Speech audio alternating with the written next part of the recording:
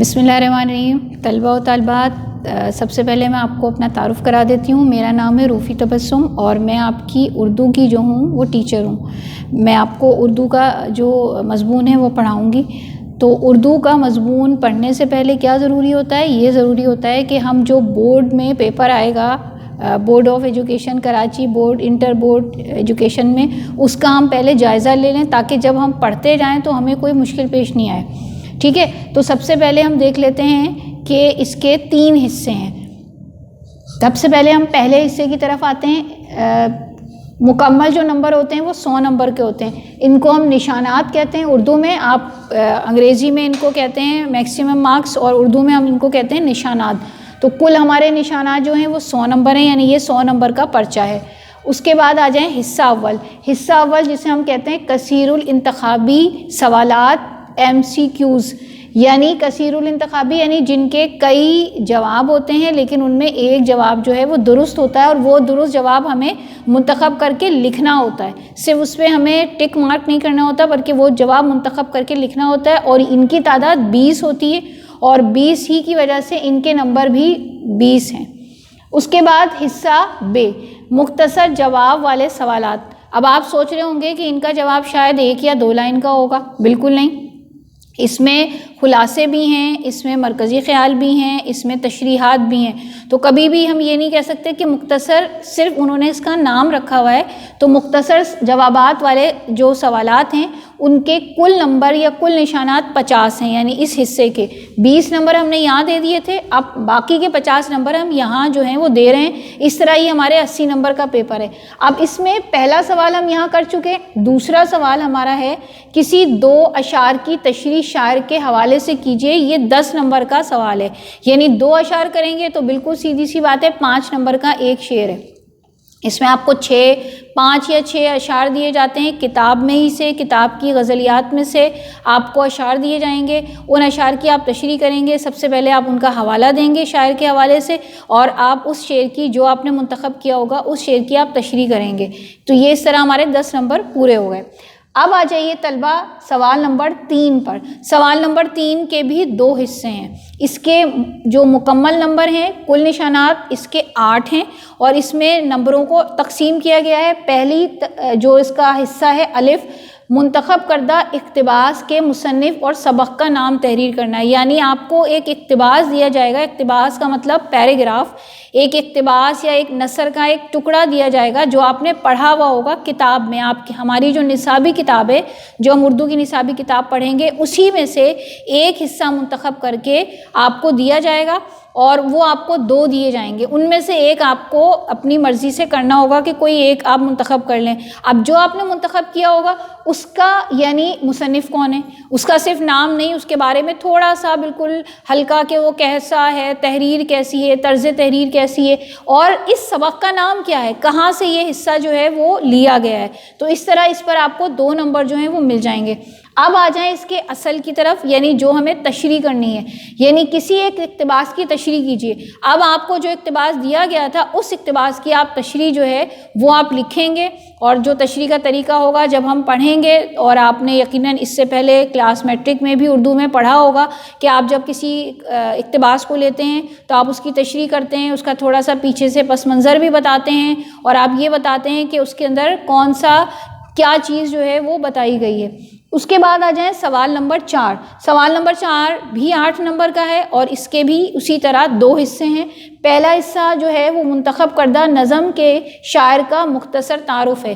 یعنی جو ہم مرکزی خیال کریں گے وہاں ہمیں 2 یا 3 نظمیں دی گئی ہوں گی. ان میں سے کوئی ایک نظم جو ہے جو ہم منتخب کر رہے ہوں گے، اسی کا شاعر جو ہے ہم اس کا نام لکھیں گے اور اس کا تعارف مختصر سا کہ وہ کس طرح کا شاعر ہے، اس کا کیا جو ہے وہ طرز بیان ہے، وہ کیسا کلام جو ہے، اس کی بڑی بڑی خوبیاں وہ ہم لکھ دیں گے. یہ بھی ہمارے 2 نمبر جو ہے وہ ہمیں مل گئے. اب حصہ بے جو ہے اس میں ہم نے جو منتخب نظم کی ہے، جس کا ہم نے تعارف لکھا ہے، وہ ایک ہم منتخب نظم کا مرکزی خیال لکھ دیں گے. اور مرکزی خیال میں آپ کو معلوم ہی ہوتا ہے کہ کسی بھی نظم کا آپ یہ بتاتے ہیں کہ اس نظم میں کیا چیز بیان کی گئی ہے، یعنی شاعر اس نظم کے ذریعے سے کیا بتاتا ہے. تو یہاں ہمارے 4 سوال جو ہیں وہ مکمل ہو گئے. اب ہم آ جاتے ہیں اپنے سوال نمبر 5 کی جانب. ٹھیک ہے. سوال نمبر 5 بھی 8 نمبر کا ہے اور اس کے بھی 2 حصے ہیں. اس کا پہلا جو حصہ ہے وہ حصہ الف ہے جس میں ہمیں سبق کے مصنف کا مختصر تعارف، جس طرح ہم نے شاعر کا دیا تھا اسی طرح ہم جو ہیں وہ مصنف کا مختصر تعارف دیں گے، اس کے بارے میں بالکل جو ہے مختصراً بتائیں گے. اس کے بعد اس کا حصہ بے جو ہے ہمیں 2 یا 3 خلاصے دیے ہوئے ہوں گے، ان میں سے کوئی ایک خلاصہ جو ہماری کتاب میں ہی موجود ہوگا، نصابی کتاب میں، ان میں سے کسی ایک کا خلاصہ ہمیں لکھنا ہوگا. اب بہت سارے ایسے بھی طلبہ ہوں گے جو خلاصہ یاد نہیں کریں گے، جبکہ اچھی چیز تو یہ ہے کہ ہم خلاصہ یاد کر لیں، تو پھر انہیں سوالات جو ہیں کسی 2 سوالات کے جوابات دینے ہوں گے اور یہ بھی 8 نمبر کے ہیں. 4 نمبر کا ایک سوال ہے اور وہ سوالات کون سے ہوں گے؟ وہ سوالات کتاب کے تمام اسباق سے لیے جا سکتے ہیں، تمام اسباق سے یا تمام نظموں سے لیا جا سکتے ہیں، یعنی وہ الگ سے کہیں سے سوال نہیں آتے ہیں. وہ سوال ہمارے پاس جو ہیں مشق کے اندر موجود ہوتے ہیں اور اسی مشق میں سے ہمیں لیے جاتے ہیں، لیکن اس پر یہ ہے کہ وہ ذرا زیادہ وسیع ہیں، اس میں کافی سارے، یعنی ہر ہمیں سبق میں کئی سوال، کسی میں 10 بھی ہیں، کسی میں 4 بھی ہیں، اس طرح سے ہمیں ملتے ہیں. تو اس لیے زیادہ تر طلبہ جو ہیں جو جس چیز کو پسند کرتے ہیں اور جو وہ یاد کر سکتے ہیں آرام سے، وہ خلاصہ ہی ہوتا ہے. اس پر ہی تمام طلبہ کا جو ہے وہ توجہ ہوتی ہے اور شروع سے وہ اسی کی تیاری کرتے ہیں. تو کوشش بھی آپ بھی کیجیے گا کہ آپ بھی، کیونکہ دیکھیں جو خلاصہ ہوتا ہے وہ عموماً کسی نہ کسی کہانی کا ہوتا ہے اور کہانی ہمیں آرام سے سننے میں بھی مزہ آتا ہے اور ہم اسے یاد بھی کر سکتے ہیں. اور خلاصہ آپ کو پتہ ہے کہ ایک طرح سے چھوٹی سی سمری ہوتی ہے، یعنی اس کو کم سے کم کس طرح سنا سکتے ہیں، تو وہ پڑھنے میں بھی مزہ آتا ہے اور سننے میں بھی.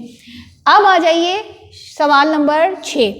درجہ ذیل میں سے کسی 2 کی تعریف اور شعری امثال میں دیجیے.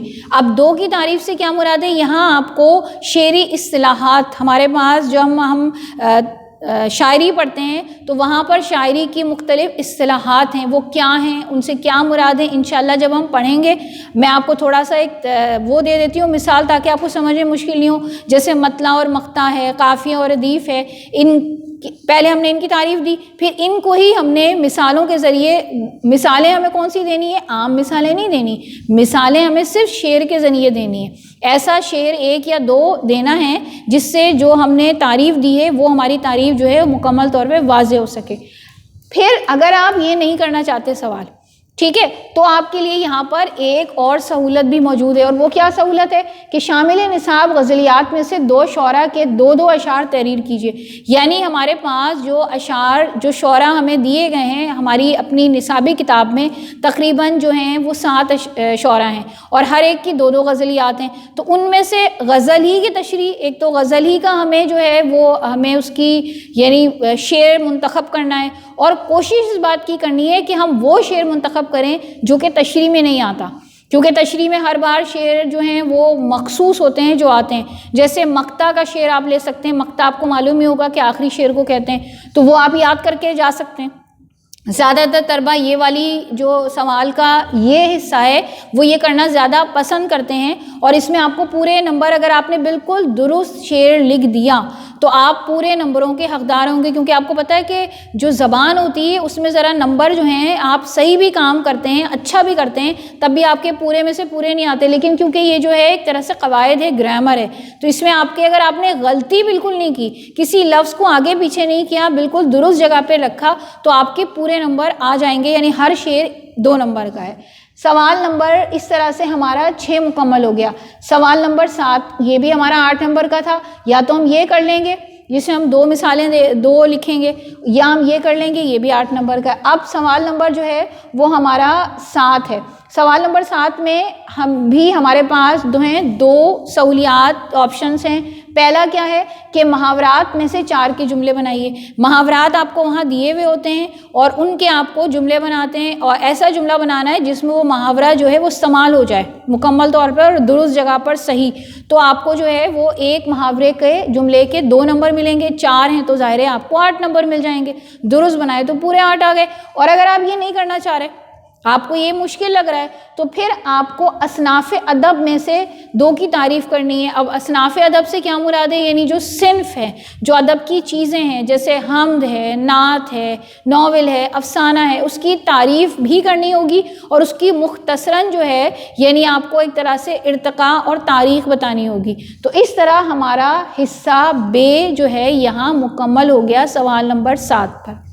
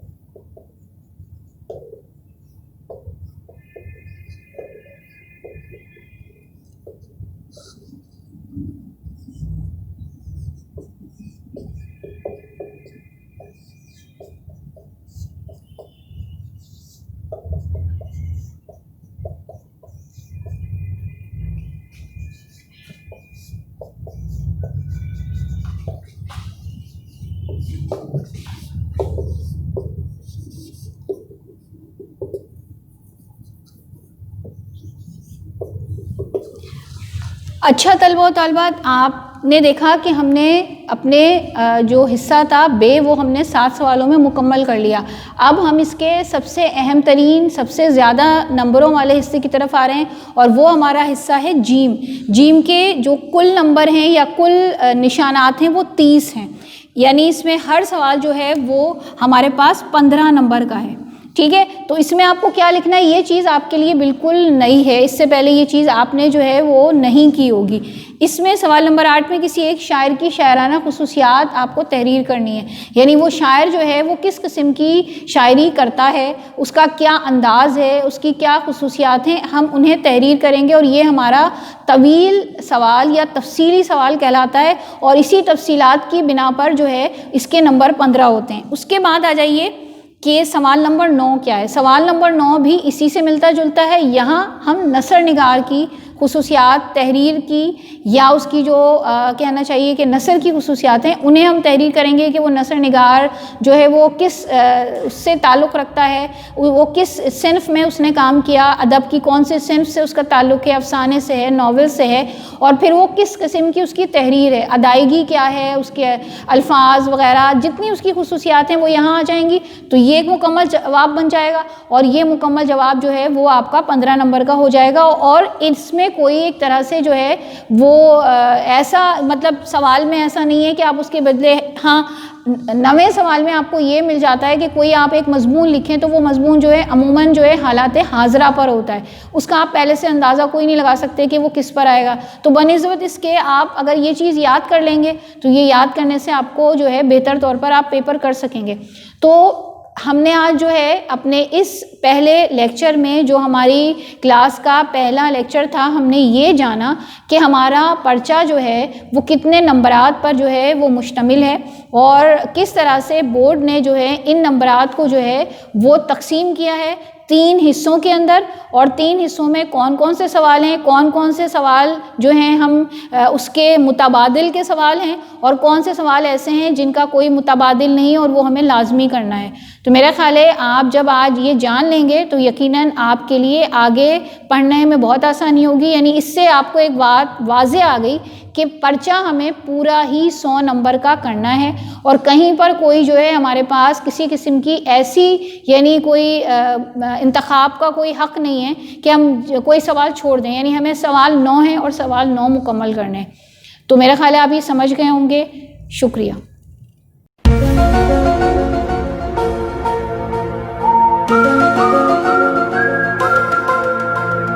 Thank you.